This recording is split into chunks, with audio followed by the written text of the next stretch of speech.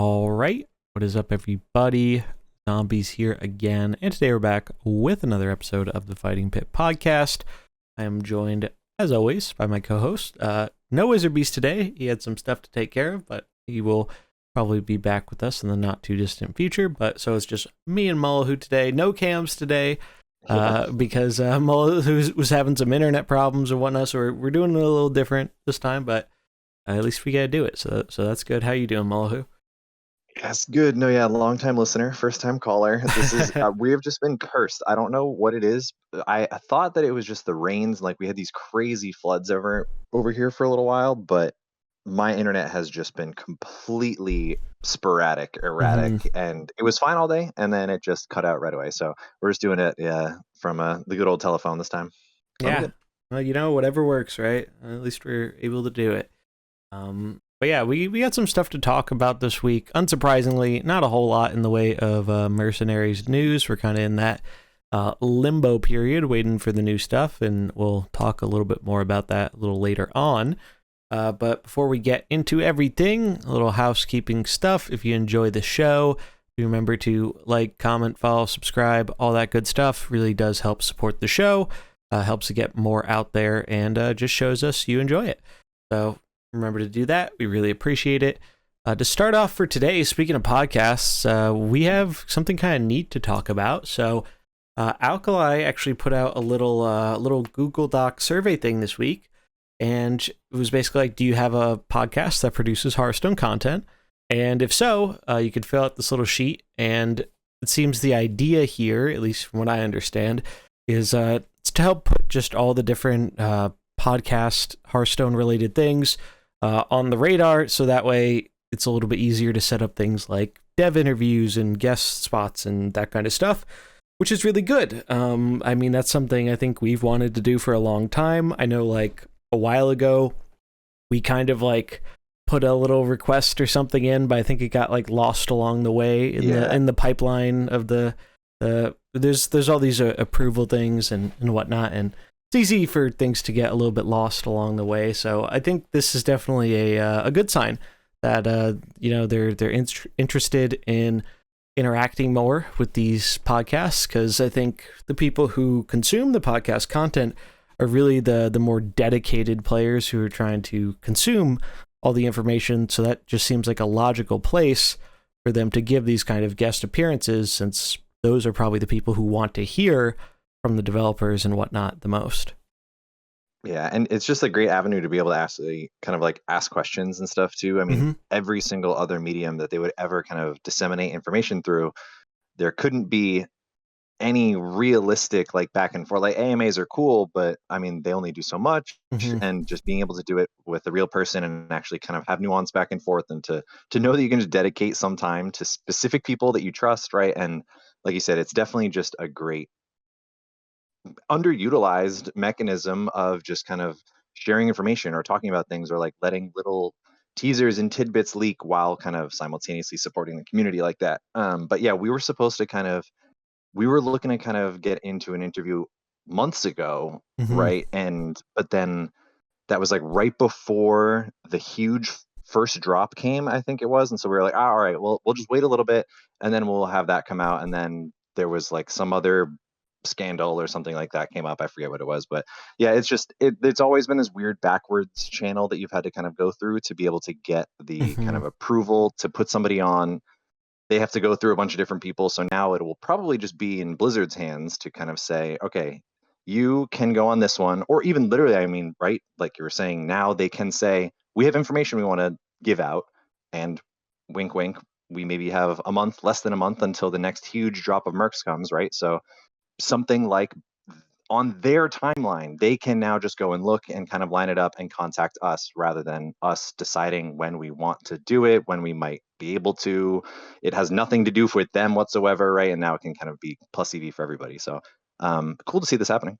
Yeah, and I don't think it's out yet, but I think we're getting closer to them putting out the that content creator program thing Alkali's talked about like a while ago. I think we're near that coming. I don't know. I haven't heard anything about it in a while, but that's just another one of those things that, I mean, as creator for the mode, it's very like, there's never been a clear path to how we're supposed to like get some of this information or request some of these things, and it's just kind of like a mystery in a way.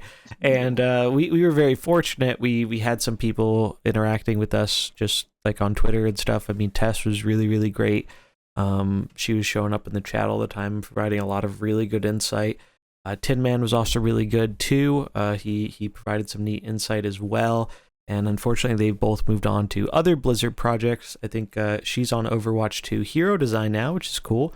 And he's moving on to Diablo 4 testing stuff.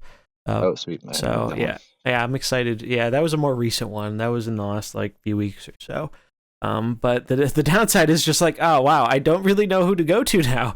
Like if I have a question, exactly. I mean, Deck Tech's usually pretty good. Where if even though he doesn't know an answer to a lot of the stuff, he's good about like passing the question along and whatnot. Like we got an answer about the Long Jin thing recently, which was really cool. So we found out it's not a bug. It turns out Long Jin was originally bugged, and they bug fixed it. It's just it didn't get fixed for, oh god, when did Long Jin come out? Long Jin came out like a year ago or something, not February even, or something, yeah, like half a year ago, like a while ago. And we just kind of all assumed that was how it was supposed to work with the Long Jin retaliation, where if you got the kill, it didn't retaliate. But the wording actually doesn't really say that at all. The wording makes it seem like the other way, and so now it does work that way, where if you do get the killing blow, it does deal that retaliation damage still. Okay. But I did take a look at the numbers. We did a little meta report earlier this week, took a peek at the stats, and surprisingly, Arcane really isn't in that good of a spot right now. I was kind of surprised to see this. They were barely pulling 50%. Like one of the decks had like 48%. The other one was like 50. Hard to do. Like that's bad in Mercs. That's really, really bad. And the Nagas were really dominating. Were pushing like 55 to 60 plus, like with regularity. You know what? The Nagas were in the 70s, which is nuts. What? Yeah. Nagas are doing really, really well. And it's really cool because I think Nagas are a great example of the fact that the Mercs meta doesn't get solved super quickly. Even people who like turbo grind it, like me, who get all this stuff pretty fast, it just takes time to there's so many different things to explore, and it's kind of hard to judge things right away in an evolving meta. And the Naga is like, I mean, the Queen was always good, but we really didn't see a good Naga focused build until like 2.5-ish months into the metagame, which is that. I mean, that's kind of awesome. The fact that like we were still seeing new stuff. Again, shout out to Vesia for coming up with that one.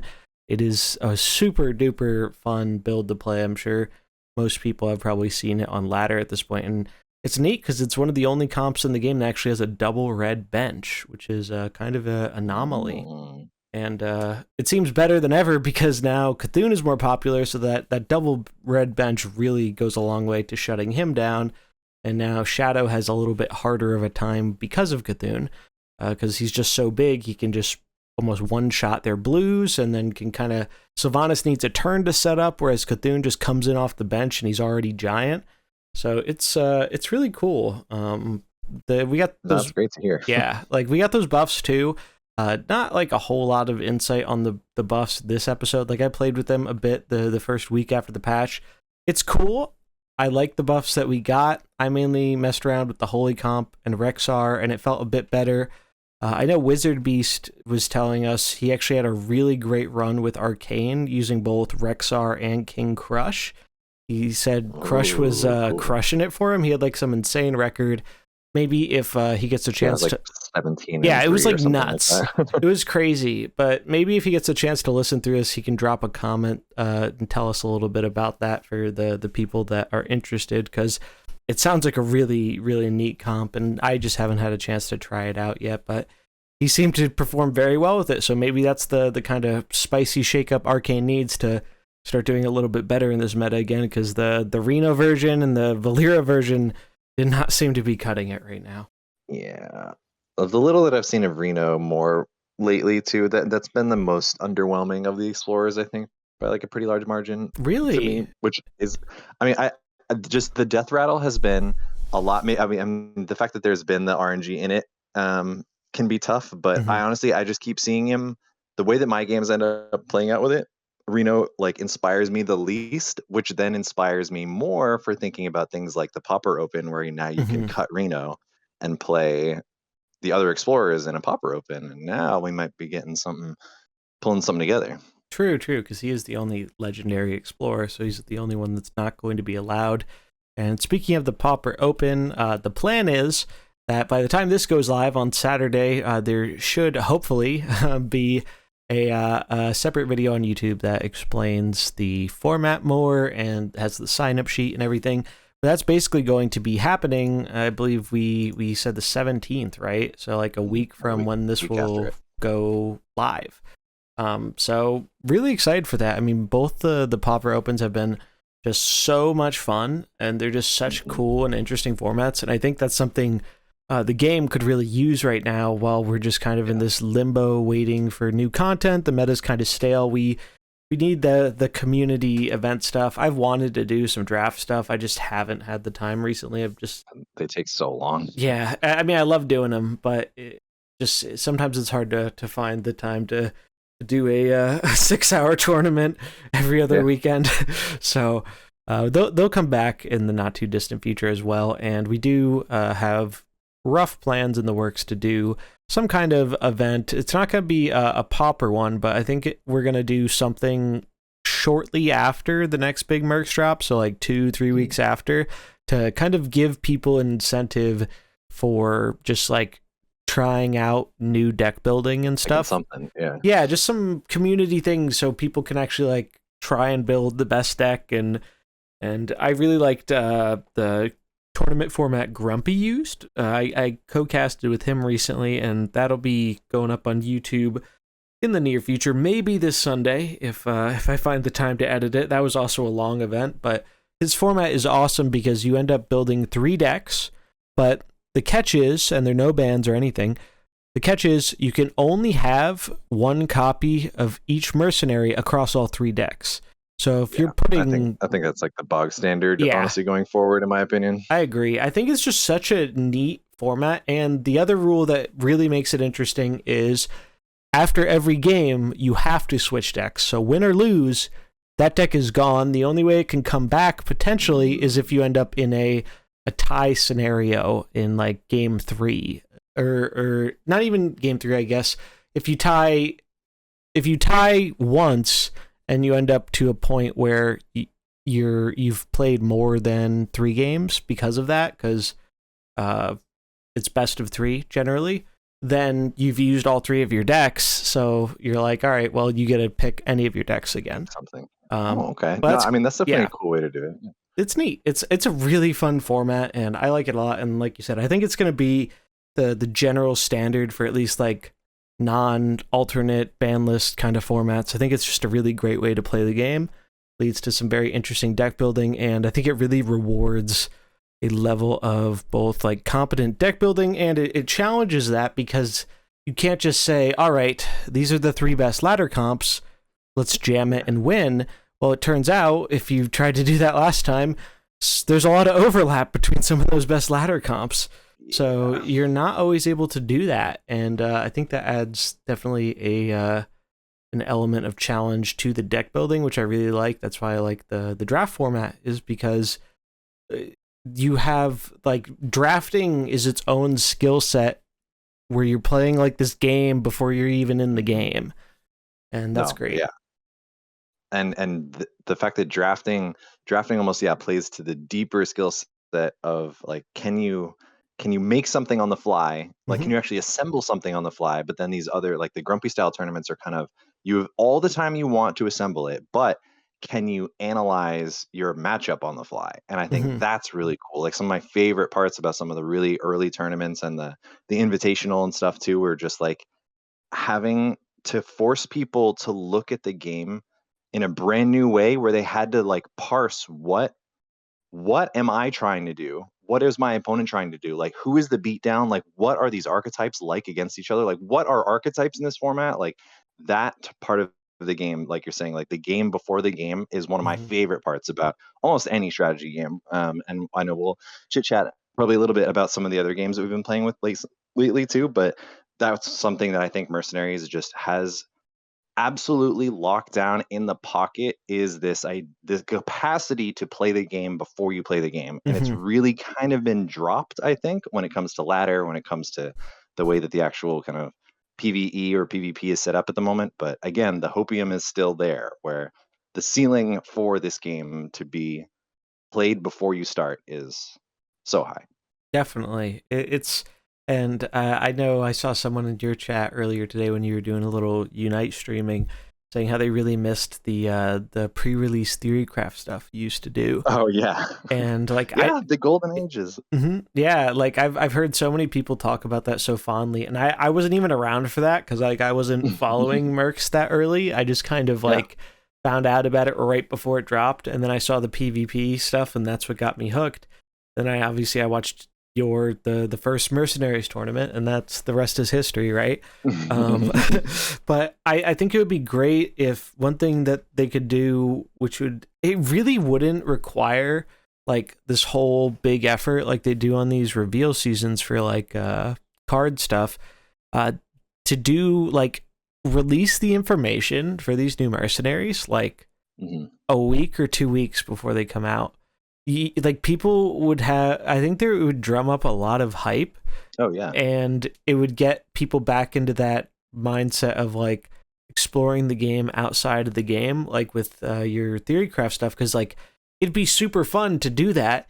It's just like when we get the information on these characters, it's so close to when they're coming out. It's just really hard to like I mean, we remember last time what it was like 18 new mercenaries.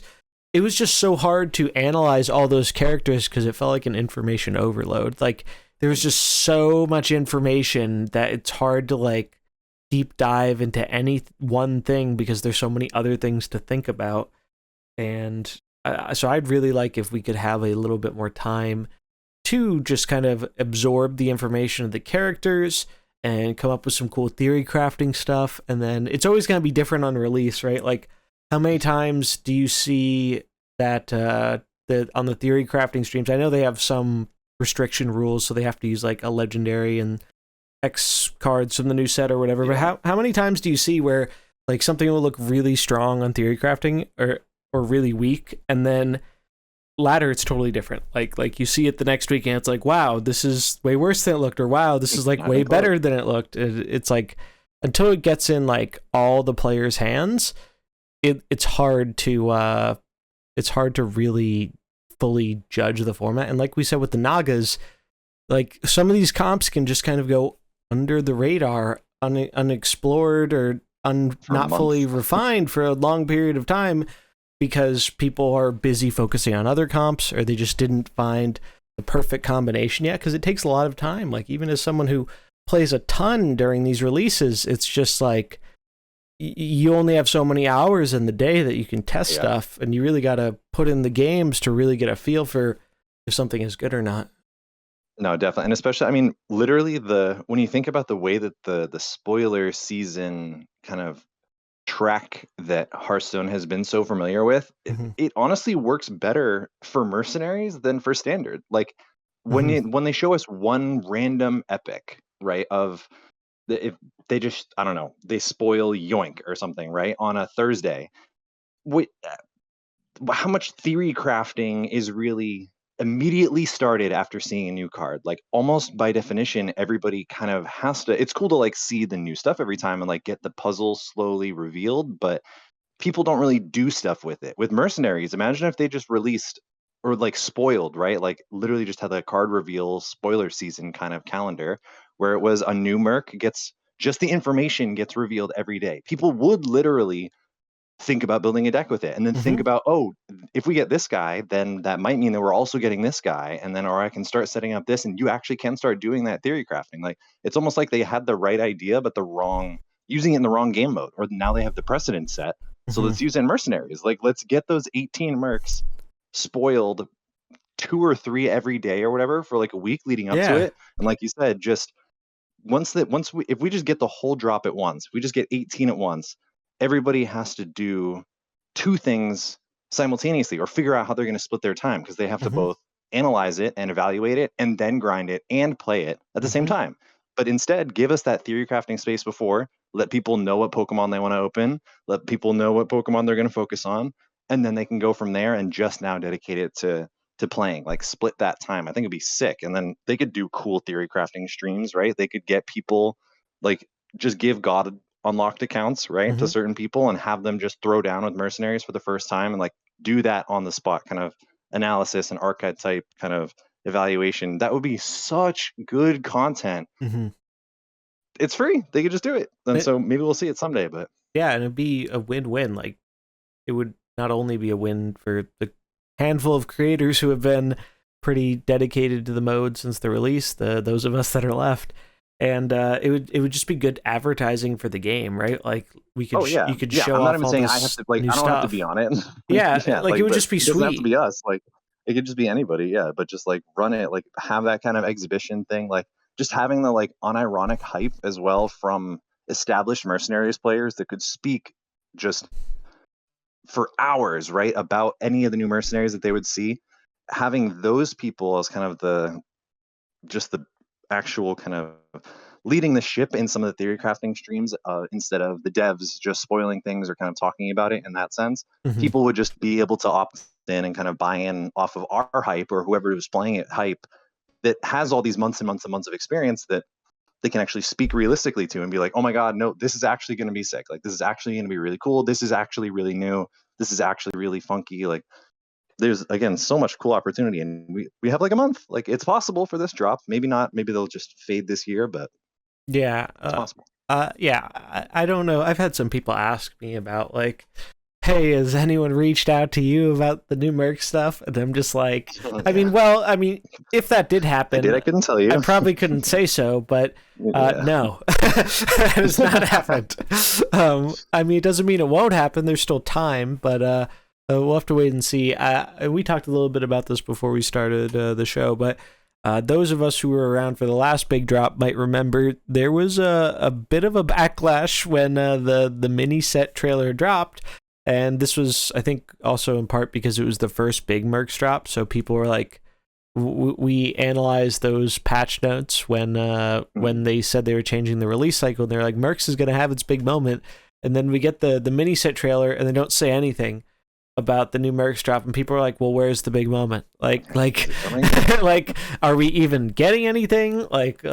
People were upset. I mean, myself included. Like, that was probably the most upset I have ever seen the community in Mercenaries. People were pissed, and justifiably so, in my opinion. Like we want this mode that we care about to get its time in the sun. Like, it's a main button on the game. Like, could we get like 1/18th of the publicity as Battlegrounds from regular Hearthstone? Like, please. Yeah. Like, it would go a really, really long way. But that goes back into what we've talked about before, where it feels like they just really don't want to promote this mode until it's just on more solid foundation. And I mean, by far, it's not even close. The biggest thing that will change that is going to be this supposed extra coin exchange thing that is supposed to be coming sometime this year. It could come in this. Basically, there's only 2 times, in my view, that's going to come if it comes this year, like they said it would. And I think they have to have that pretty locked in, because there's no way they would delay the PvE endgame and then like a month or 2 later just release this statement out of nowhere that, hey, by the way, Merc's coin exchange is coming this year. Like, they wouldn't do that just to delay it again. Like, there's if that was a risk, they just wouldn't have said it, because we weren't expecting them to say that. Yeah. Like, yeah, I haven't said much before too, so it's not like the silence would be weird or anything. Exactly. Like, people would be like, oh yeah, it's silent. It makes sense. It's like normal. And so I really don't think they would have said that unless they were very confident they were actually going to be able to hit that deadline. And there are only 2 real times I think it makes sense to release it, given that we're already, September. We're getting near the end of the year very quickly, and so there's only 2 real times I think they could release this, and one would be with the next big drop, early October, most likely, or the other time they could do it is when the final set of the year comes out, usually that's December, right near the end of the year, before everyone goes off for holiday and stuff. So it would either be 24.4 or 25.0 are really the only two big patches that I think would make sense for this to drop a feature that desired and whatnot. And we can't forget the 1 year anniversary is coming up right around the time of this drop. Mercs came out like I think October 11th, October 12th. So the drop is going to be right near that anniversary, and what better time to kind of try and win people back and reward the people who've stuck around than the year anniversary. It just kind of lines up. No, definitely. And I mean, really, the only question is like, is that too much content, right, to give it us all at once, or is it the perfect amount of content because here's a thing to use your new characters in? And is that double down really kind of what they're looking at, right? It's going to probably give us a good amount of kind of behind the scenes information in terms of their thought process of if they give it one way or the other, we'll really be able to tell kind of how some future decisions might be made in terms of sheer volume of release. Because yeah, this is, and we were also even talking about last time that there's a chance that the number might be even bigger than we expected than last drop. I think it was that It we were could talking be. about. Like the number could be even more unknown. We still kind of don't have a pure guarantee that it's going to be something like the 18 to 20 merc range again. But they could split it up. They could be a number of different things. So obviously we'll have to wait. But yeah, it's. I wonder if they will aim for that October one because maybe it was really heavily influenced by COVID and stuff like that last year. But I don't remember a holiday break that was so kind of directly tied to delays of production in game as last year. Like there was like this Yeah. big extended break because I think like the lawsuit was happening and stuff like that. Like there was a bunch of extra nonsense that was happening on top of the break, on top of COVID, on top of like coming off of a really big long streak of something. Yeah. So It was a but it long winter. directly influenced like the meta game in like every form. Like there was so much less communication, like balance changes went so much later than they should have, like Yeah. Valera and stuff like that, where just kind of all over the place. And I wonder if that's going to weigh on their minds when it comes to like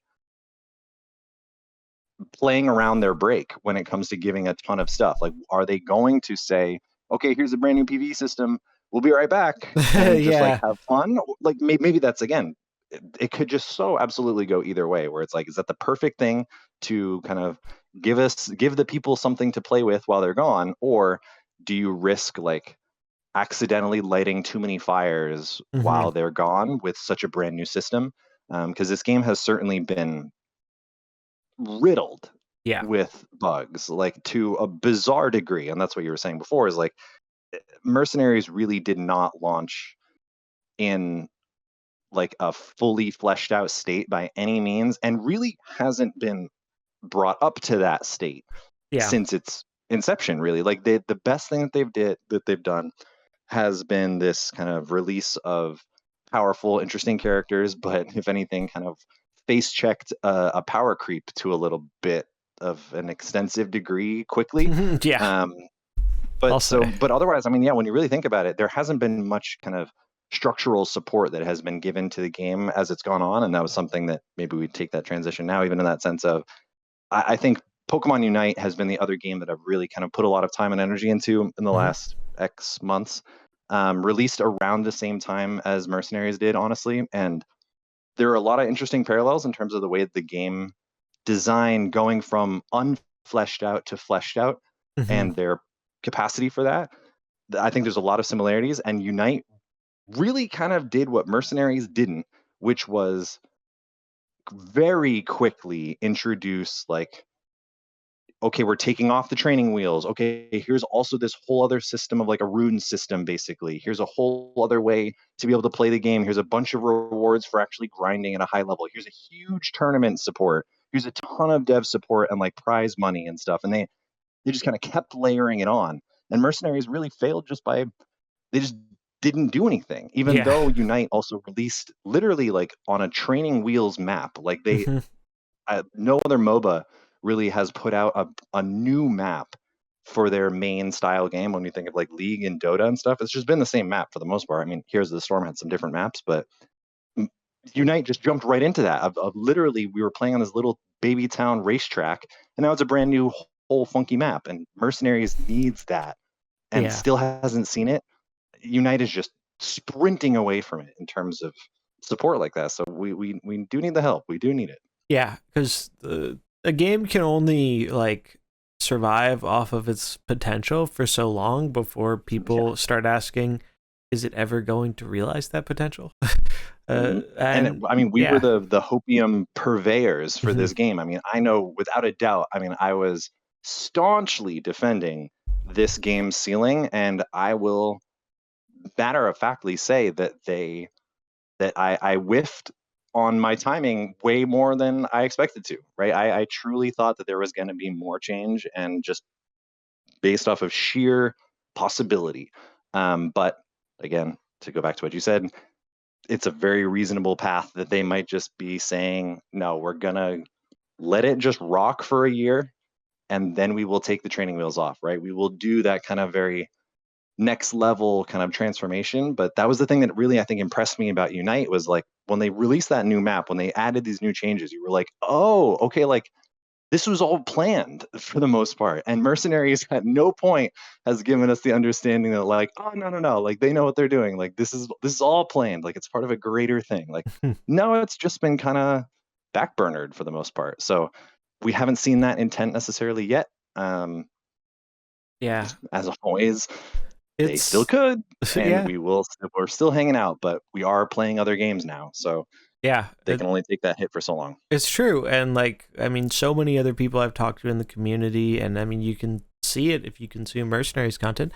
A lot of people have moved on, even people who are very cared about the game and enjoyed it a lot. Like maybe some of those people will come back, maybe some of them won't, but it's like, it's not a good thing for the long-term health of the game that people are just not seeing that kind of a level of investment that they have come to expect from Blizzard and whatnot. And it doesn't happen overnight, right? And we said that in the beginning, you got to be patient for some of this stuff and whatnot. And we're rapidly approaching that 1 year mark. And if I were to go back in time and theorize what may have happened a year later, I probably would have had a fairly bigger list than what we're looking at right now. I mean, maybe they can redeem that if they do get this extra coins thing out for the next big drop. And that would be the system, right? Like of all the buttons to suddenly introduce into your game, just like cash in on people's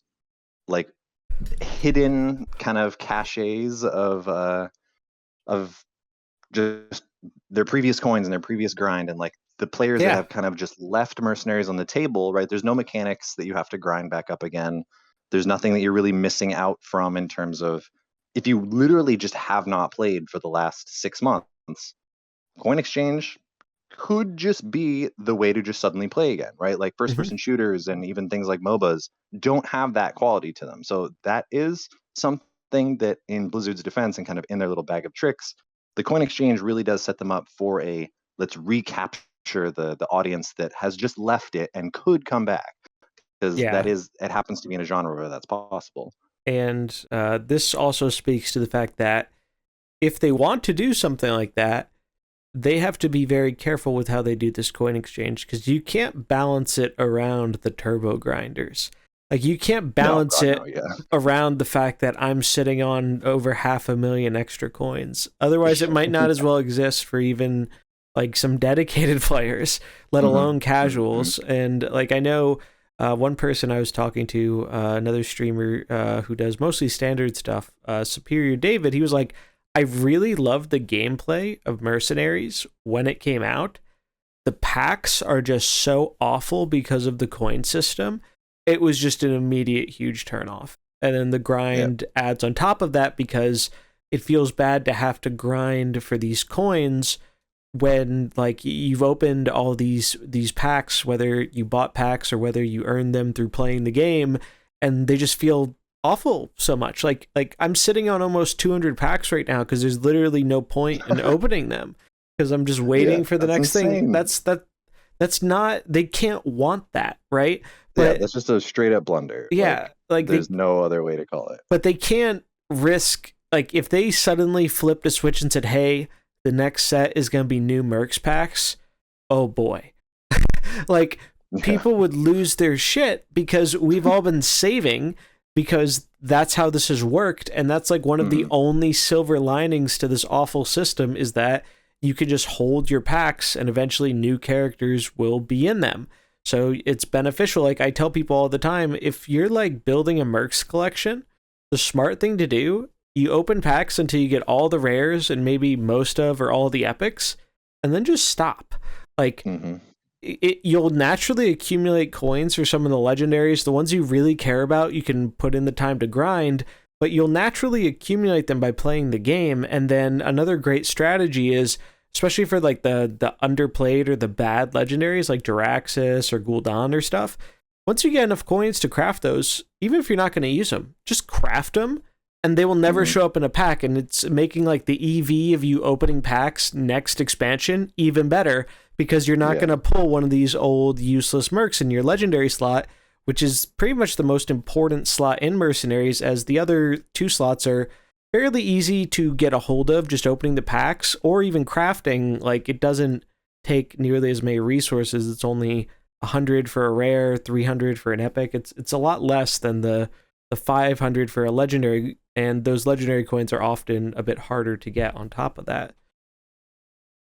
Yeah, some spicy tricks that have been still usable, but exactly they've priced themselves out of opening another type of pack, and that is a weird guarantee in that kind of gotcha sense. But I mean, but I think that's fine. I mean, I think again, as long as they can balance the coins exchange to where my archetype of player and your archetype of player are both happy with it, and that might be a weird.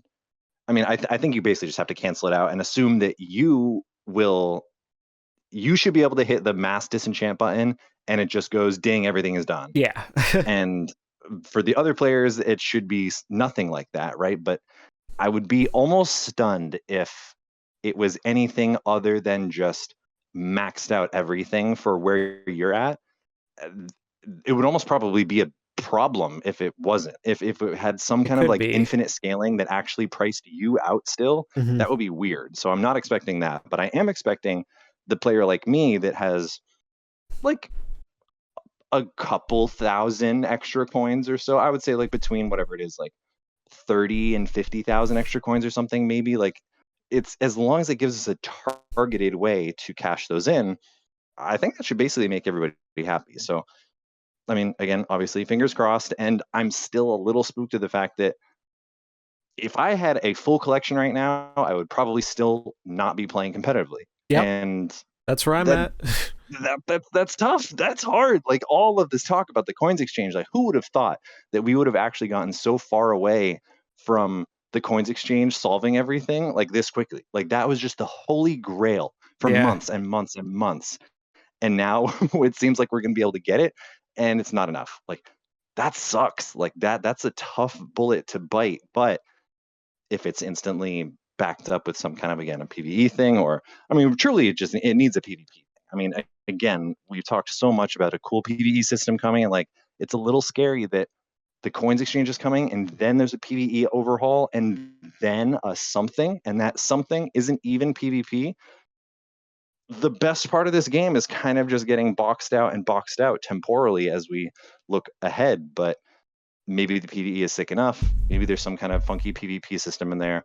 Who knows? But that's going to be next year's radar, I guess. Maybe. I think they have to find some way, and I think the extra coins thing will go a long way. But they have to find some way to just give people that taste of PvP without having to invest all this time and resources and whatnot. And another thing that really, really sucks and kind of disincentivizes a lot of more competitive minded players, from both myself and like people I've talked to who are more competitive than me, is the leaderboards has just been a joke ever since last December. Like they I don't know if you heard about this, but they actually just changed the leaderboards, so now it's no longer top 200. Yeah, so we actually can see how many people are on the Mercenaries leaderboards, how many people total. And let me just look here really fast. How many people God, total? And it does have people on 0, but I think that means those are people Right. who have previously climbed, who just Ever haven't played. climbed this month. Okay. But That's actually, yeah, I didn't even think about that. That like for standard and stuff, like it would only show legend, and you would have no idea of how many total players there were. and But it's literally, broken and you can standard and basically constructed tell. right now Oh, really? too. By the way, like they had to roll it back there, and even though that was what it was designed for, was because apparently it was breaking the leaderboard updating, so they actually had to roll that back for standard, but they kept it for like battlegrounds and mercenaries and stuff. So if you had to take a guess, how many people do you think are listed for the Mercs PvP on NA? I mean, we were having like top 200 before, was like around the, It was like I don't even 10 know, to like 12K yeah, like, depending on the season.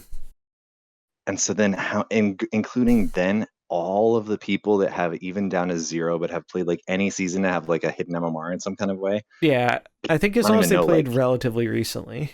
I don't know entirely how it works. I mean, the even saying 2,000 feels low, but I'll say 2,000. All right, That seems like way too low. just over 3,000. Yeah, wow, that's like a really small number. Yeah. I would say, And that's America's. That's wild. If we look on EU, That's true. I mean, there are, wow, holy crap, there are 6,700 on EU. Whoa! EU's over I mean, we always knew double that the EU. NA. Yeah, That's kind of EU is always crazy. the big place to be. I didn't know there were that many more though. Like that's over doubles, crazy.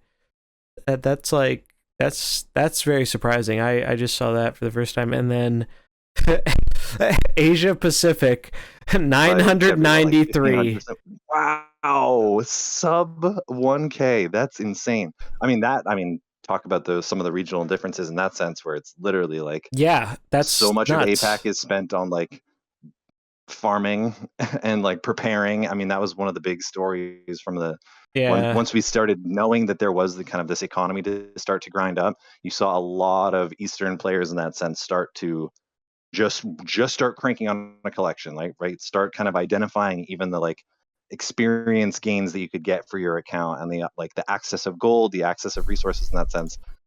The regional, I mean, I never would have guessed those stark differences of numbers, though. Basically, that's really surprising. 1 to 3 to 7 or something like that. That's crazy. That's really nuts. And you know what's even sadder is the fact that the number one across all 3 servers is the same dude who's botting. Mr. Awesome is number 1 on all 3 servers.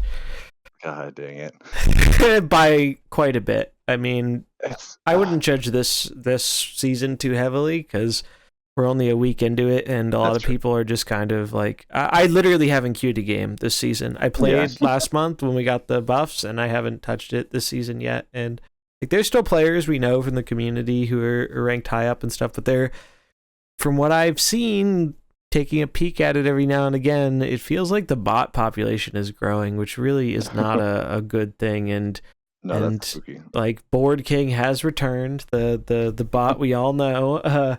They've returned after having a little hiatus. Maybe their motherboard died for a little bit because they were running it too long, but it's just quite unfortunate that it's been this long. And I mean, I've been talking with some other Wild players who've been complaining about MMR stuff because I've been playing a bunch of Wild. Like, I got my first top 200 finish, and I entered early this month. I entered it in at like 50 or something, which is cool. No, that's a really good start. So I've just been really loving the Wild format, which has been great. Like, it's funny, the balance patch absolutely screwed up standard, but like it was great for Wild, and because it just got rid of this like deck that could just win on turn 1, and the format's diverse. Like, it's the control, or not control, combo finally is getting hated on. Renathal's it's very playable. Reno Renathal decks are all over the place. It brought back the Renathal, like the big Reno decks, and one of the top decks is like a big Renathal Reno Steel Priest with the Shadow Form hero power. Like, it's the format's really neat. It's really diverse. I hope the upcoming patch, I mean, by the time this comes out, the patch should be out, so we'll see I hope the patch doesn't really mess it up too much. There shouldn't be wild changes, right? No, but just by the impact of whatever they do for standard, like they're probably putting Edwin back to 4, which is fine. I much prefer him at 3, but as a rogue main. but I understand why they're gonna put him back to 4, and they're probably gonna balance mage, and they're finally gonna hit that stupid fucking Guff Hero, who's just the most insane card ever printed. Like I can't, like, how can you want to do more things in a card game than gain health, ramp, draw cards, and exceed the total cap on mana? like what is better than that? And oh, by the way, it's the cheapest costing hero card. Fuck out of here with that shit. Yeah, at 5 is unreal. It's like stupid. The lines of text on that card are just out of this world, and it should, even if it costs like, it could cost 7 or 8, and it would still be a cracked card. Like, it would still be an insane would be like card. To 9, and then you could like, or it would just be like, you could slam Guff, and if you were maxed out mana, you could slam Guff, use your hero power, and whoa, you go into 11. Yeah. And it's right now, and it's like big and flashy, and that would have been like, wow, this is so strong. But yeah, at 5, where wild growth and stuff are just legal in your video game, like, no. It's insane. It's like the amount of Guffs on 2. It's just like, please get this out of here.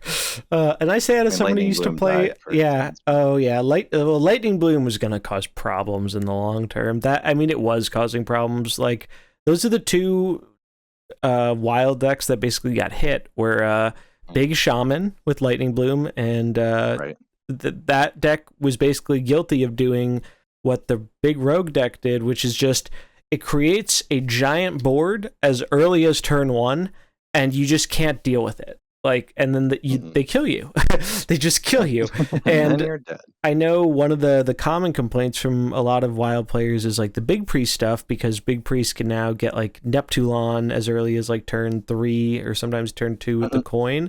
But that's kind of a high roll for the deck. You have to get like Illuminate and whatnot. They're not consistently slamming it. Like, Big Shaman and Big Rogue could consistently slam these cards on turn 1 or turn 2, and in the case of Big Rogue, it just kept coming. Like, you just couldn't clear them. Like, they just had the death rattles, and it's kind of wild that I don't think anyone expected, because Big Rogue was like a meme deck for a very, very long time, and it just shows sometimes all you need is one really busted card, and it can break the format, because obviously they're not creating cards around these cards that they've made over the past 8 years, right? That aren't in standard anymore.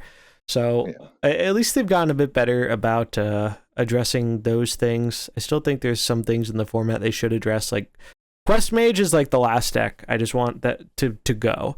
Like, if that deck goes, like the Time Walkie Quest Mage, like, it's insane now because of Sunken City. They the Naga that gives you those spells back, you just use her to get coins or things that give you more mana, and it's just like, you can I've had people complete the quest on 4, like, and then they just get infinite turns with the bird and Bran and potion, and then it's just like, and the worst thing about it like, I don't know if you remember Nexus of Fate decks in Magic. The worst thing is, it is optimal if you're trying to play optimally. The correct play is to let them play it out to see if they whiff and they don't have it, and it makes for the worst play experience, because you're just watching your opponent go off and hoping that there's a small chance that they don't have it, and there is, but it almost never happens, and then you just have to sit there watching them, and it's not fun. It's not fun. No, that gives me Turtle Mage vibes or whatever. It's so much worse than Turtle Mage. It's if Turtle Mage died for its sins, and this they've just let this one sit around. So I don't want to go off on too much of a wild rant, but that's one of the things I've been doing instead of playing Mercs. I've just been enjoying wild, because now that Shaman finally got hit with Snowfall Guardian, like, board-based decks are so much more playable without that bullshit. Like, it's crazy. I wasn't entirely sure that the change to Snowfall was going to be as huge as it was, but it is. Like, I was wrong. It is huge. Like, you almost see like next to no Shudder Shaman anymore because of that. Like, now even Shaman's the new spice. Like, that's what I hit Legend with, and it's like the deck puts up some insane stats. Like it's very vulnerable. Like if you board wipe them, they can just die. But like sometimes you can just kill people on 4. Like you just your totems get really big. The new legendary is good. The new weapon is the best card in the deck that just summons totems for you. It's like, and the new golem is pretty neat too. Like the format's just very diverse and interesting. And I just love that board based decks are playable again because for a long time it was really just like pirate rogue or bust. If you wanted to play like an aggro deck or and so now that with tools like Theotar and stuff, combo decks kind of aren't quite. I mean, there still are good combo decks. It's just they aren't as easily resilient as they used to be. And for me, as someone who likes a lot of diversity in the archetypes and stuff and different decks, like it's made the format really good. And so I've just been really, really enjoying it. That's one of the things I've been like putting more time into game wise because it's just, and I think it's important to say like I don't think the Mercenaries meta is bad. I think this is actually one of the more fun metas we've had. I mean, don't get me wrong, it's super power crept. Like, I like making the analogy of it'd be like if we went from classic Hearthstone to Mean Streets of Gadgetzan in a year. Like, that's how much like the power has gone up. And it is a little concerning because at a certain point, like you can't power creep just raw damage any further than killing your opponent's stuff on one. Like there's just, unless they introduce a way for you to kill something on the bench before it comes out, like there's literally no way to power creep that. So at a certain point, they're going to have to start going in another direction and power creeping things more defensively as opposed to offensively.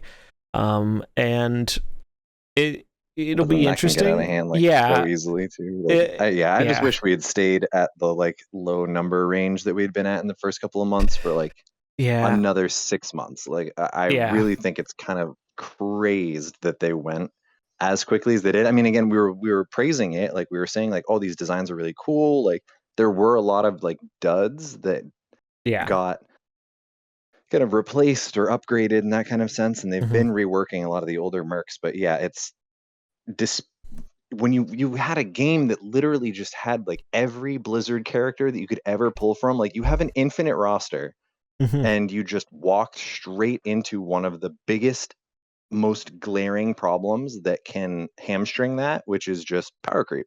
Like all you had to do is take it slow. And I'm probably biased, but like I talk about and look back on the early days of Mercenaries with like the most fondness of any state of the game, basically. And imagine if we just been able to stay in that. Like we just didn't need to go to these like paragraphs of text for abilities or just like some of these huge numbers right away. I mean, Blizzard has definitely been known for number crunching. Like that's definitely a thing that WoW and Diablo, etc., have done, where they will literally reach a state in their game where they just wind back all of the numbers. And we've theorized about doing things like that before. We've talked about doing things like that with the speed and all kinds of stuff. So maybe that's on the table, right? Maybe that is a post kind of alpha, whatever we're in right now, for the year 2 of Mercenaries. Maybe there's a numbers crunch. Maybe there's who knows what. I think it's at this point, it's a thorn. I think they have to just amp up I really think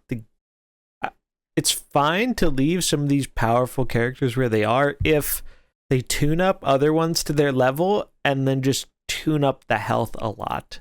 The health is really too low relative to, I mean, you could accomplish the same thing by crunching down too, but I think it'd be easier to just pump it up, health onto everybody. And it also like feels less bad. I think there's like kind of a feels thing with it where people would feel like characters are getting worse even though they aren't, whereas if you're just pumping up all these numbers, I don't think it feels quite as bad. No, I do like that. I think that's probably the safest, like, and especially it would just, I can't even begin to imagine the workload that it would take to go back and numbers crunch all of these characters to like reasonably balanced numbers. Like it's one thing when it's WoW where it's like, okay, so here's a new expansion, everybody is just a small baby again. This would just be like, do we cut everything from 20 to 12 to 15 to 10 to just which one of these sneaks through and is just like cracked for a week or something like that, or 2 weeks, because the number was just like kind of missed. Like there's so many characters now already. So I think you're right. Probably just like a flat X health on people, or again, maybe that's where we get the PvE system, right? Ends up giving us artifacts or equipments in a different way for our characters that allows it to get a 50 health bonus or a resistance bonus or a who knows what, and that's how we kind of bake in the dynamic defensive choice, properties. So right? maybe. Like, I think that's one of the things, as someone who's played a lot of Pokemon and other similar games, I think that's the one thing Mercenaries is really lacking right now is it's very limited in terms of ways to customize your character. And I mean, that's kind of why I'm really excited for the upcoming Pokemon, and I'm probably going to play and stream it and stuff, because I want to try out VGC. And if you've never heard of VGC, it stands for Video Game Championship, which is like the competitive doubles format of Pokemon.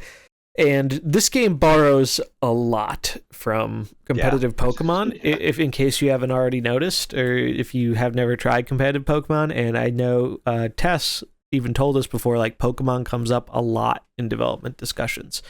So it's like the big thing about competitive Pokemon is that it has a similar issue where there's a very large barrier to entry, both in time and in knowledge.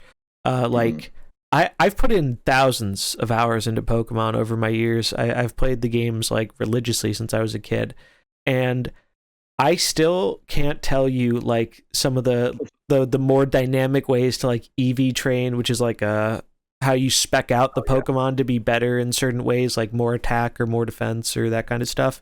I still can't tell you the most optimal way to do that. Like I know how to do it in game, but in terms of like making the best build for a specific team, unless it's just like a hyper offensive or hyper defensive, like the more intricate builds and stuff, way over my head. And that's from a super invested player. Like, it's awesome, but it's a little intimidating. And so Mercs definitely felt like it was trying to hit this sweet spot where it was more accessible and it was a little bit more simple, so while still having depth to the gameplay. But I am afraid that they may have simplified a little bit too much when it comes to the characters, because the big thing, and I think this is in part why Pokemon's so successful, is you have ways of making your own Pokemon feel like your Pokemon, and someone else can be playing with that same Pokemon, but it's not necessarily going to be the exact same or feel the exact same, because you can build it these different ways, or you can spend a bunch of time to grind out getting a shiny so it looks different. And the whole thing with that is, I think we need more ways for people to express that in Mercenaries, where my Vol'jin is different than your Vol'jin, rather than just us both running the Shadow Speed equipment because it's by far the best equipment, and that's really the only choice we're making in terms of, I mean, you get to choose different moves in the game, but like, you're not making a choice that makes the character different. I mean, you could choose a different skin, but that doesn't have any impact on gameplay. And one thing I think would be an awesome addition to help solve this, and it would be a big undertaking, and I don't expect it to happen necessarily, and especially not anytime soon, but I think it would be so cool is, so Mercenaries have their 3 skills, right? And this would also mess with the UI too, so maybe it's a pipe dream, but I think Merc should have a 4th skill. However, that 4th skill should not just be another skill that's predetermined. The 4th skill should be customizable from a pool. So you can choose, like, it's just like neutral skills, right? Where you have a whole pool of skills, and you can pick, like in Pokemon, you pick your 4 moves, right? Well, in Mercs, you have your 3 skills on a character, but what if one of them you could pick, and it was from a pool, and all characters have access to this pool, but maybe there's some in that pool that are only available to Shadow or Demons or something, but it's still like you have a choice between some of them. Like, I think something like that would go a really, really long way. Also, just revamping items so there's more dynamic choice. We've already kind of seen them do that a little bit with some of the like, not the reverts, but the buffs. Is like with Anaconda, she's a great example. Like, there's reasons to run like all 3 of her equipment now, and they aren't all in the same build. Like, you could go all in on a big snake, or you could have a nature focused build that's like getting multiple snakes. Like, give us a reason to use these different builds and different teams rather than just, and the launch marks suffered from this terribly, having one best item and the other two are just not even anywhere close to the same realm of playability. Yeah, I think I mean, you said that we'd have to change the UI for it, but I mean, when you think about the fact that you can get like the treasures essentially as you go through the bounties and stuff, that fourth little spot, it is there, and like if you just make that a clickable button, and now all of a sudden, yeah, It's true. it's a treasure spot, right? Instead of a whole other ability, like it can be the equivalent of like of just like an artifact, like a trinket, right? That has uses, and now it can be something that's kind of outside of the flavor of your character, but can still be within, like you said, only for demons or only for shadow or something. But you can highlight that character and see like, oh, they're actually using this equipment, and now that does augment either, yeah, gives them another castable thing. I mean, again, WoW has the precedent of trinkets that activate just when you proc something, trinkets that you can physically click and activate in order to do something. You can break CC with them and stuff. Like there's totally a ton of things you could do from that. And again, I think the cool thing is it could tie in with the PvE, right? You can start grinding your trinkets in PvE to then be able to bring those to PvP.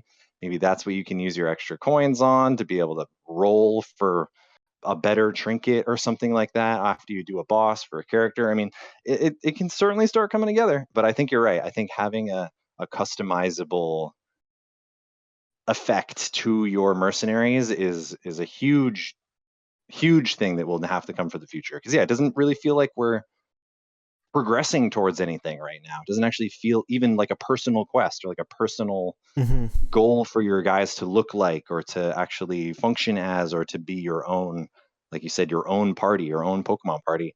We kind of don't have that. I remember one of the times I saw, like the only real time I'd ever seen it that was only a shadow of this concept was someone had like all the Christmassy kind of skins on a whole team.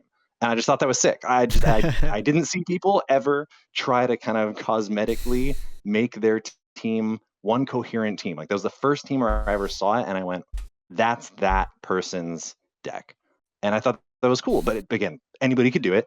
It's just a matter of picking the colors at that point. So give us something functional that actually really says, "No, this is my guy. I have these runes on it or whatever because I have practiced for this long or know these matchups, and this is my sick tech," right? And if you want to do it, then you have to learn why it's good. That'd be a dream for Mercenaries. Yeah, it's really, I think that's one of the, like the biggest thing, and not the biggest, but one of the biggest things holding back the, just the potential of the mode, because I can't overstate like how interesting it is to have a decision like that, because it adds what we were talking about much earlier on in the show. It adds to, like, there's a whole game in making that decision before you're even stepping into PvE or PvP with it, because you're deciding, why do I want to run this specific move in this specific build? And we just don't have a whole ton of that anymore. Like a lot of the PvE, once you have like a good farming team, you really aren't usually having to make too many adjustments to it. A lot of the good farming comps are just strong enough to power through almost all the bosses without having to kind of work your strategy around them. And that kind of is a fundamental thing of what roguelikes are kind of supposed to be. Like, that's why they're so replayable in the good ones, is because like you can't just jam the same strategy every time and have it work, because you're running into different bosses that do different things, and your strategy isn't going to always work the same against different bosses. Whereas here it's just like, oh, well, you have fire comp, and you're going to roll 97% of the PvE with that. And there might be a boss or two along the way that puts up a fight, or you might have to tech a little bit, but it's so rare. And it's really a shame for the PvE focused people. And I know eventually, maybe when we get the PvE endgame, I'd love to have someone like Old Guardian on and just talk to them a bit, because obviously he's like the PvE guru. He puts more time into it than anyone I know, and he really enjoys it because he said before he sees it like a puzzle. And I think I would enjoy it so much more if I actually felt that way about it. But the current way it is just doesn't give me that feeling. Like, if you want to like artificially challenge yourself, maybe there's something there, but like the game doesn't give you a reason to, so a lot of people aren't going to do that. They just want to get it done and complete it, whether that's just because they want to get everything done or because they want to move on to PvP.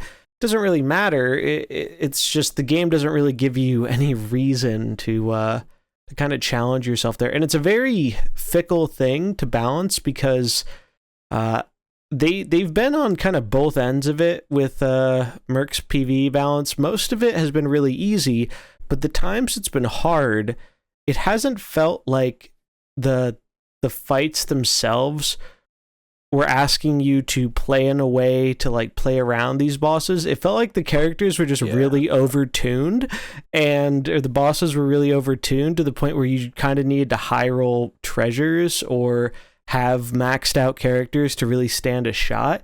And that's just like artificial difficulty. Like, that's not making me think more. That just means have to grind more. And that's not a good feeling. That's not why people like play those types of games typically.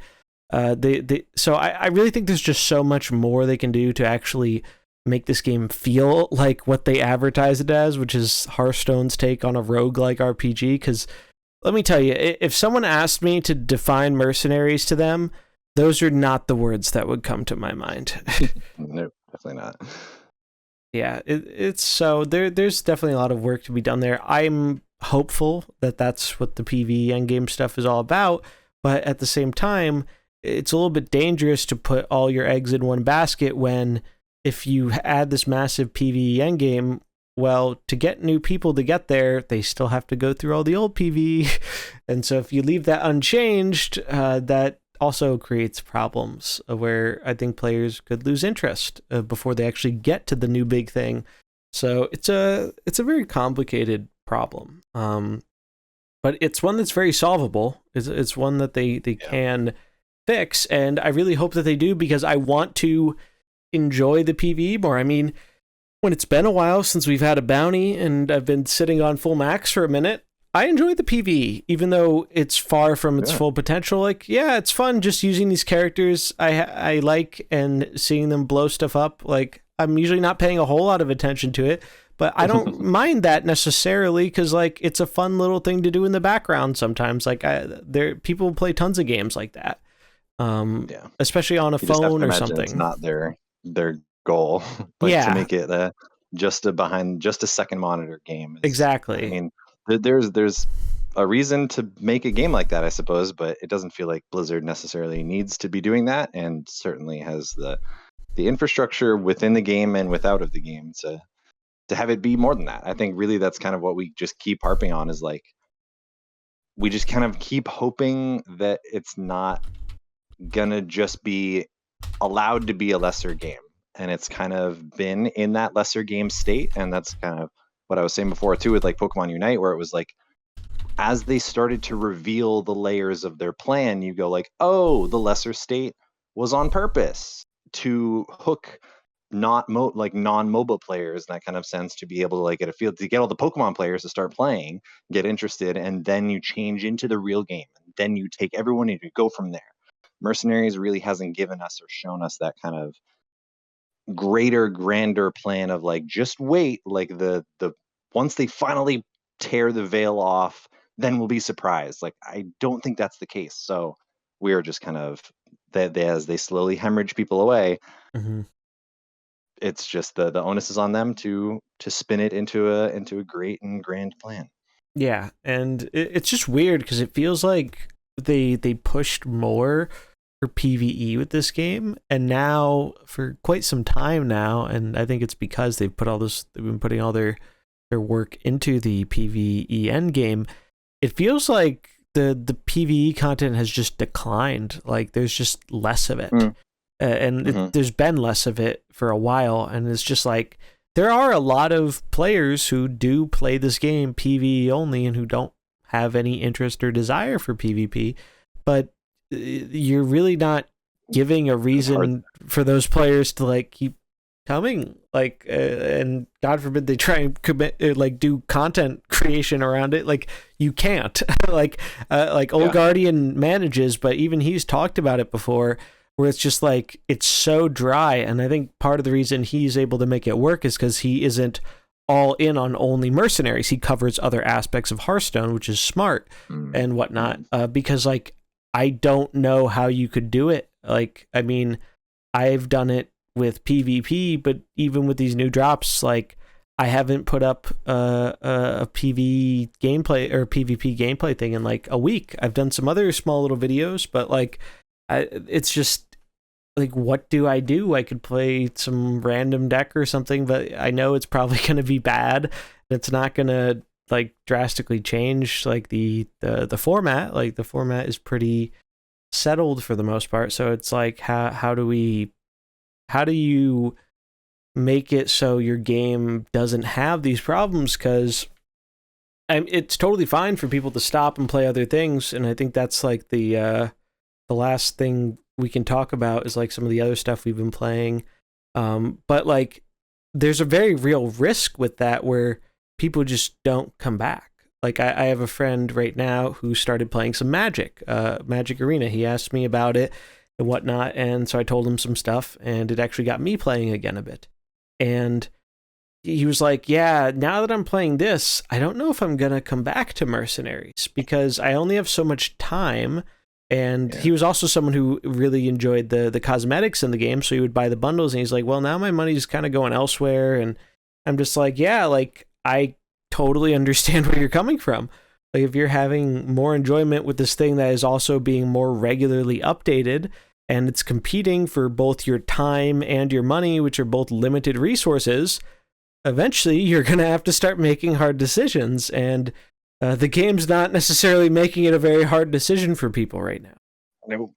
No, I mean, that's exactly that. Yeah, it's just this, especially when the game is so theoretically demanding in both your time and your money, and it's having to compete with anything else. Like it becomes even easier to go into even something like Arena, which is honestly kind of on the high end in terms of it's on the high end. Theoretical money input and theoretical time input. It's like with me going to Unite, it's kind of it's a totally different where there's no doesn't cost you input, anything, right? Like yeah, there's some things you can benefit from by paying, but like you can just play the game and jam games and have a great time with it for free 99. Like there's no upfront cost to it, and that's great. And that's pretty much the only thing that has let me continue to recommend Mercs to people is that like you don't have to pay any money into this to actually get a full collection and compete. You do have to pay that in time. There's no getting around that. Even if you want to spend money, you only get so far around it, and it's not that far. But like, at least you can do it that way. But there has to be a light at the end of the tunnel where there's a payoff for putting in all that time, and it feels like we're very much lacking that right now. Yeah, I was gonna say, like, what would you say are kind of the defining characteristics of that light in the tunnel that a game kind of needs to have for you to want to continue to play it? Because for me, I think the big one that I kind of, as I separate the different games that I've played and the ones that actually hold me, if a game doesn't have a sense of improvement and exploration and learning, then if it doesn't have that, I basically can't play it. Like with Genshin Impact, I basically just completely fell off a cliff with that game because I reached a point where I just went, when I play this game, I literally don't feel like I'm learning anything. I don't feel like I'm improving at all. I don't feel like my gear is realistically changing enough to matter. I don't feel like I'm suddenly going to be able to do something that I couldn't do before. I don't feel as if my mechanics are improving or anything like that. There's no payoff in that kind of sense. And so I just kind of, the time it became a Mercenaries-esque investment where it's like, well, I'm not learning. I'm not getting any better at anything. I'm not learning anything anymore. I'm not actually like discovering new things for a reason. And I think that to me is a huge part of a game. Like, what would you say is that kind of is a quality like that is of those games that hold you? Yeah, so that's why I became such a PvP focused person, because I love the depth to it, and I love that it is, I think, very difficult to play 100% perfectly. I think like almost nobody does, myself included. And so I love that sense of learning. And the big thing for me is variety and exploration. Yeah. So I need, like, that's why I love the big drop so much, because I mean, I would stream for like over 6 hours and then I'd call it a night. And sometimes I would play off stream just because I want to try out these combinations and see if stuff is good and how it plays, and slowly optimize. Like, I love the variety and I love optimizing, and not even just to get the best version of something, but that road to getting to the best version of something.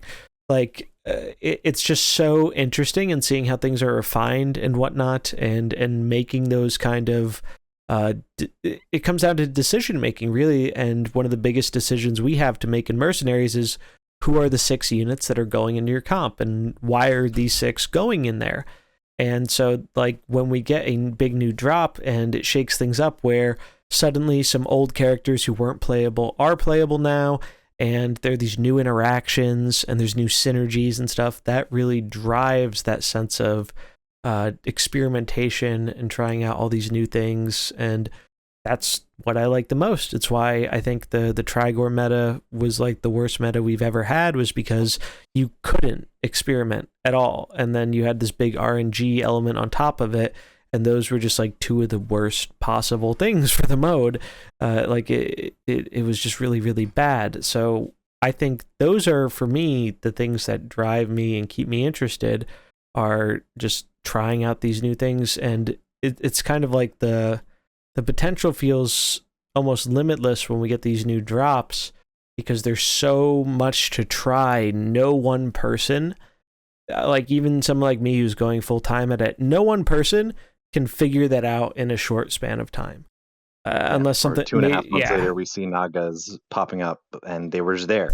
That was just a thing that people could have been playing, right? Yeah, and but nobody figured it out. And people, it's not like people weren't trying Nagas, but part of that is also the fact that it takes people time, and like a lot of people have to choose their Pokemon and decide what they're going to level first. They're not going to level everything all at once and then go play PvP, because that takes a long time. So they'll level 1 or 2 comps they really want to try, and then what if one of those isn't as good as they thought, or they just don't like playing it as much as they thought? Then they have to go spend time and level the other one, and then that takes more time. So that plays into it too, which is why I think changing the release cycle to be every 2 months instead of every 4 months, and just cutting that drop in half, would really be kind of perfect for the mode, because it gets rid of the 1 month is too quick for people to keep up with, which is a very real concern, and 4 months is too long, where people start to lose interest. Like, I'm really curious to see.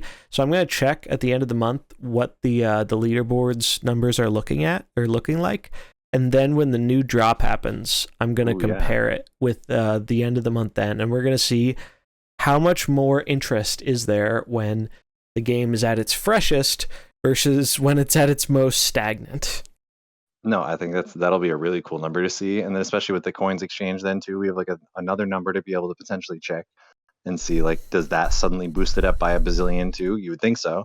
Mm-hmm. But yeah, now with this new drop, that you have to imagine it would like double. I would think so, least, or something like that, right? You can see, or at least I can see with analytical stuff, like the viewership for Mercenary stuff is down. Like, and that is not purely because of Mercenaries. It's also a seasonal thing, from what I've heard. Yeah. Creation stuff goes down in the later summer months because people are occupied doing other stuff, and then as we get into September, October, it starts to creep back up. But a big part of it, it's very clear, it's because there just isn't a lot of interest in the mode right now, because a lot of the people who are very heavily invested hit that point of, I don't have anything to do anymore. And it's not even just veteran players, and I think that's a really important point to hammer home, this isn't just the people who've been playing since launch. Like, I've had multiple people who were like, hey, I started Mercenaries like a month or 2 months ago, but like, I'm pretty much done. Like, I pretty much did all the stuff, and I had fun doing it, but I'm like, now what do I do? And I'm just like, I wish I had an answer for you. Like, I mean, maybe that's just that could just be this weird like systemic problem of the consumer expecting games to be like lifelong games in that sense too, right? Like it could definitely just be a part of the audience is like we're so familiar with Blizzard games, especially as the example here in this case of being like things like again like WoW, where people have been playing the same game, or Diablo and stuff, that people have literally been playing the same game for 20 years. Like Yeah. that's insane. And they have certainly set that precedent, and this is one of those companies that can do that. But on some level, I'm sure the devs and the creators and at Blizzard are like, will look at some of these situations and be like, guys, like can't you just like enjoy having it be done at some point? Like, does it have to always go on forever? And unfortunately, part of the answer is like, well, yeah, it's 2022. Like you have a lot of people working full time. Like the reality of the updating game is the norm now, and certainly is lucrative, and it is the expectation in a sense. And maybe it's toxic. I don't know, but I mean, you know, what's a great example of this is, and this is something, I mean, we talked about it back when we first started the show, was Halo Infinite. Yeah. And I don't know if you've kept up with any news surrounding that game, but no. So I really loved that game at launch, and I thought it was going to be like the second coming, bringing the game back to greatness. And it is insane how heavily they have flopped with they were so adamant on making it a live service thing because, like you said, live service is very lucrative, and it's what a lot of people want. Both companies and players want this. And for better or for worse, some corporations are not built, like they just aren't designed to do that right now. I think Hearthstone generally does a pretty good job of it. It's just I think their design is counterintuitive to what a lot of the players want in terms of, I think their idea is, hey, we have these 3 different modes. If you're bored of one, you can go play another, which is great in concept. But the problem with that is, and this is something I've talked with a bunch of other creators across different modes about, is generally in Hearthstone, they have one main mode, and then they might have one side mode, but they really don't typically branch out much more than that. Whether it's because of a lack of interest or a lack of time or a lack of resources, there are a lot of different reasons. But typically, from what I've seen, especially you can see it on Twitch viewership and stuff, it's like people will have this one, like they'll main construct it, and maybe they do a little bit of Battlegrounds on the side, or I know a bunch of Mercenaries players who main this game mode, and then they play some Battlegrounds or some Wild on the side. But they're not dipping into Standard. They're not dipping into Duels. Like, it's 2. Like, people typically seem to be capping out at 2. And if neither of those 2 that are their primary interests are working for them, well, it doesn't matter that you have 3 other options, because they don't care about those 3 other options. Like, I'm sorry, it's just the reality. Video game. And so that's kind of the unfortunate thing. But how this relates to like Halo Infinite, like they really dropped the ball because they had a very big launch. It seemed very successful. There was a lot of praise, and there were some problems with it. And one of the big things was they just weren't pushing out content very quickly. And the game has been out for like almost a year now. And they just had to delay their 2nd or 3rd season or whatever. It's going to be like an 8-month season or something. Like Jeez. That's insane for live service games. Yeah. They've added 2 or 3 maps in that whole time.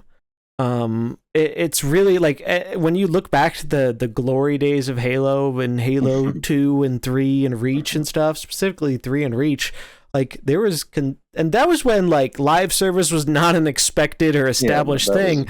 They were pumping out maps faster. Yeah. Like, and now they just reneged on a thing where for years they'd said, because they didn't do couch co-op in Halo 5, they'd always been like, well, Infinite, it's going to have it. And they've been promising it for all this time. And then in their recent developer update, not only did they delay the season and other stuff, they're just like, yeah, sorry, we're just scrapping couch co-op entirely. You can co-op online, but we're dropping development for this entirely. And they put all these resources into it and all this time, and they kept telling people it was coming, and like I hadn't played the game in forever, and I'd been waiting for a reason for them to give me to play it, and instead they gave me a reason to uninstall. Like, it was just it was about as bad as it could go. Like, it makes Mercenaries almost look good how much they have messed that up. And that's It's like a full ass like it's our main Microsoft's game, like flagship the with whole thing. like Yeah, how that's many millions of dollars going into it. It's insane. So I think that's like a real good example of just because you have the resources and whatnot does not mean you're going to come up with this competent product, even if the potential's there, because the potential was there. People, myself included, were raving about this game when it came out because the gameplay felt so good, but it only can last off of that potential for so long without fully realizing it. And unfortunately, 343 has proven time and time again that they are not up to they just can't handle it. And I think a lot of it has to do with management stuff, but unfortunately, Microsoft is unwilling or unable to clean house with the management that is not able to adequately manage their project, because I'm sure it's still making the money, but it's a fraction of what it could be. And I see that kind of thing in Mercenaries where, yeah, I'm sure the mode is still more than profitable for them. Yeah. And I have no doubts about that. But compared to what it could be in terms of both profit and success, it's just a fraction of its potential. And you can only ride that for so long before people are like, is it ever coming? Like, are they ever going to get to that point? Or are we just going to love that? I don't know. Maybe you just get to say in perpetuity of just like, oh no, it's always going to get better. Like, just keep. Yeah, that's a fair point. Believe me, like it's gonna, next year's gonna bang. Trust. But yeah, then the problem becomes like people just move on to other stuff. Like that's what I figured we'd close on, is just like we've been playing other games. Like there've been so many banger games this year. I haven't even had time to like keep up with so many of them. And that's what I've been doing in this kind of like dry spell. I got back to playing some Magic, both paper and digital. That's been really fun. There've been some good RPGs and other stuff that have come out that I haven't had time for, so I've been putting some time in there. There's one game I'm really looking forward to. It's an indie project coming out in like 2 or 3 weeks called it's called The Outbound Ghost, and I just found it on Twitter randomly, but it's someone who is really passionate about the old Paper Mario games and Pokemon, and basically they made their own kind of style of that. And it looks so awesome. And it's like Mario Pokemon, sweet. Yeah, it's really cool. I highly recommend. It's coming out on PC in like 2 weeks or something. I'm going to be playing it. And it's coming to consoles in like November or something. But I'm really excited. And it's just like there's so many of these awesome games that like I'm thinking, and I probably am going to make just kind of like an alternate channel to post some stuff that is not Merc stuff. I mean, I'm still going to be focused on Mercenaries. I'm not going away from it, but especially in times like this, as a creator, I think one of the things people don't really talk about a lot is burnout and whatnot, and how unhealthy that can be both for the creation as well as like your physical and mental self. And it shows in the content. Like if you're not enjoying something, like if I didn't enjoy talking about the game like on our show here, it would 100% show. Like people can see that. It's very, I mean, sometimes people can hide it a little bit, but I think it really shows when people are kind of doing it because they feel like they have to and not because they want to. And that's just something I refuse to do. Like if I'm not feeling it, I'm not going to do it. And maybe I will get less viewership or less success because of it, but that like you have to determine that for yourself, what it's worth to you at that point. And I think if you want to do something like this in the long term, you have to keep that in mind, because if you're not keeping your self and your mental healthy, it's just not going to last. Yep. And especially with so many alternatives in this just terminally choice heavy world that everybody on the planet lives on right now. I mean, for better or for worse, one of the things is, you can, if something's trolling you for so long, at a certain point you're just sacrificing everything else that you basically could be doing instead. And I think from games to content creation to jobs to friends to relationships. I mean, it Yeah. literally never ends, and it's a lesson that I think everybody to with the internet service providers, we're just going to start like you can only get trolled so many times Hmm. before you start realizing, or until you hopefully realize that Something's got there's to other stuff to be change. able to do. Yeah.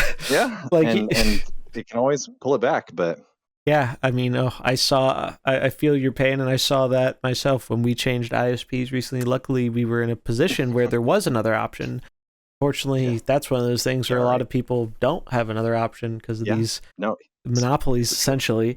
And it was made a huge difference because I like never streamed. Like you might remember, I very Yeah, seldom ever streamed in the beginning of Mercs for a while, and that was because my internet just couldn't handle it. Like I didn't have terrible internet; it just did not agree with streaming, and I would just get these random.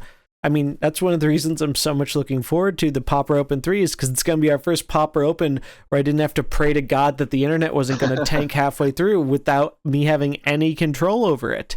Like we got yeah, lucky with 2 where it didn't really happen, but like it's so stressful to have to worry about something outside of your control like that. And now I can just press the go live button and I don't drop any frames, and it's just it just you can do your job and you can enjoy yourself rather than being stressed about something that's entirely outside of your control. So that's a big. I mean, it's a little. It goes a little wider than just the game, but like it's an important thing to realize. I think. It yeah. just And as as the two white men saying that we have so many choices, isn't the world so great with all the choices in the world? Yeah, the super good point. One extreme is we have every choice in the world to a crippling degree, and the other extreme is, yeah, that it's even worse than when you can know that it should be better. And Mhm, so many people, for so many different decisions in all kinds of facets of their life, just don't have another choice, and mhm. that sucks. And so hopefully we just kind of keep trying to believe that it's going to get better, but Yeah. times are hard. So definitely everybody hopefully is using these games as a way to take a break from some of those things where they don't have choices, and where we want so many of these games to have choices that we like. So Yeah, we'll because see, but we'll keep doing it. yeah, you gotta like time is such a precious resource for everybody, and some will have more than others, but it's like you gotta find a way to enjoy it and make the most of it because it is at the end of the day a finite resource. If you're not enjoying something, you shouldn't be doing it if you can help it. Like if that's within your power Yeah, to at least think. change.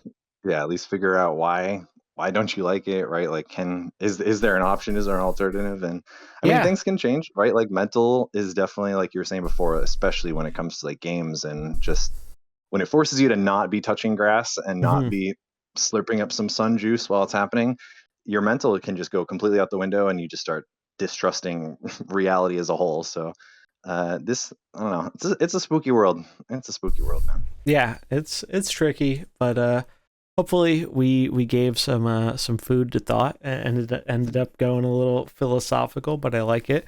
But yeah, I mean these are just kind of the thoughts that you end up having in this time where there's just not much else to talk about, but it's still cool we were able to talk about a bunch of this stuff. It's one of the reasons why I like doing the show and whatnot, and Yeah. hopefully people continue to enjoy listening to it, even in these more little looser topical stuff when it's a little bit quieter on the news. But it's the calm before the storm, right? Like we're gonna Hopefully. get the I love rain. even if there's not something super transformative. Like I learned a lot from the last drop because I was overwhelmed by the amount of just the PvE stuff. Like that was the first time I didn't do heroic guides for everything because I just like Mm, I smart. literally felt overwhelmed. There was so much to get through, and like there's a pressure to try and get it out as fast as possible because that's when it's the most relevant and the most useful. It's just like I don't know how old Guardian does it. Like I don't know how he does it. I'm so happy he does, but I do not know how he does it because even as someone doing this full time, that was just like whoa. That was a lot, and he's even talked about it in terms of like splitting up the content a little bit, just because it is exhausting having to like you have to blitz it and just go nonstop to because somebody's got to get those guides out that people want to see it. Like it's kind of your job. Like that era, super tough. But hopefully we will hear more about this stuff soon. I mean, maybe we'll get a guest on in the not too distant future with that stuff we talked about at the beginning. Fingers crossed. And that'd be awesome. Maybe they'll do something to give us a little bit of a preview for the Merc stuff this time around after seeing the reaction last time and how positively, not just the negative reaction, but how positive the reaction in the Discord was when Alkali did those reveal stuff on the weekend to kind of make up for it. And that was all her doing that. Like, she didn't have to do that. It was the weekend. She was not on the clock.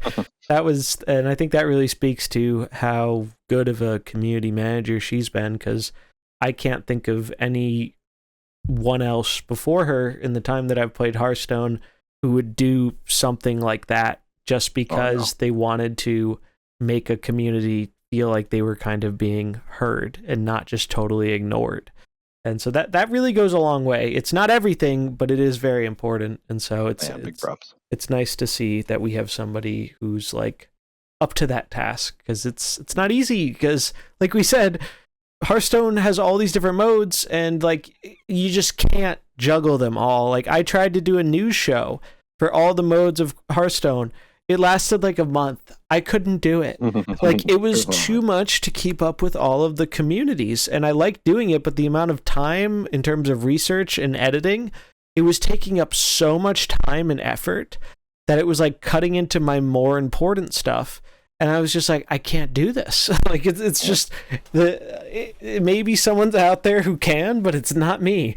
Like, I much prefer sticking to the thing that I know and the community that I'm very involved in. But like, it's very, very hard to do it all. So definitely food for thought. That's the title of this episode a little bit, I guess, of just like how to slice the pie. It's just been so many different ways, man. But props to everybody that's out there pie slicing. Yeah, it's difficult, but I think that's about where we're gonna call it for today, though. It was a lot of fun doing this episode. Let's see. So we're still a couple weeks out from the next Mercs drop. I do think one thing that would be really fun to do is maybe we can go back and revisit our initial episode where we got the last big drop revealed and like kind of skim through that and see if we were on the money or not for some of these characters. Like, I know one I really missed on was Hooktusk. I thought Hooktusk was just going to be an A+ all-star, and although she's improved with the buffs and stuff, and I love her design as a character, she wasn't nearly as powerful as I thought. That's because, like, I thought she was so powerful because we were seeing an ability that we'd never seen before, and it's so hard to evaluate things like that, like color changing. And I know we were all hyped about Cho being able to be a neutral, but ironically that's like the one equipment that's used the least on him. And so it'll be neat to go back. And I know we rated Reno like really low, but he actually ended up being like super duper playable and powerful. So I think I actively was like talking smack about the explorers for sure, and they definitely ended up showing up later. I think we each had like 5 predictions, and so we could even go back and like X out of 5 that were on the money or not. No, that'd be and we could even, like, when we do get the patch notes or the information or whatever, we could maybe next time we can do a little tier list, so we just have a sheet to easily reference. That way we can be like, boom, drop after the next one coming along, we can go back and look at our little tier list and be like, were we right? Were we wrong? Let's see. That'd be kind of fun because it's like we were saying before, the whole the game outside of the game is a fun part of it, and I think that'd be fun to do. But yeah, so that's gonna wrap it up for episode number 31 of the Fighting Pit podcast. Next week we do have the event going on, so I'm not sure if we're gonna record for next week or not. Keep an eye on the Twitter and stuff, because there's a lot of stuff that has to get done for the tournament and whatnot. And again, if you're interested in the Pauper 3, by the time this goes up, hopefully there is a separate video on YouTube, and if there is, it'll be linked in the description, so you can just find it down there. with sign up info, format info, all that stuff. But it is going to be on the 17th Saturday of September. So a week from when this goes live, and starting time and all the other details and stuff will be in that dedicated video. So check that out. But that is going to wrap it up for episode 31 of the Fighting Pit podcast. We do hope you enjoyed it. If you did, do remember to like, comment, subscribe, all that good stuff. And we will see you in the next one. Peace. Stay safe. Adios.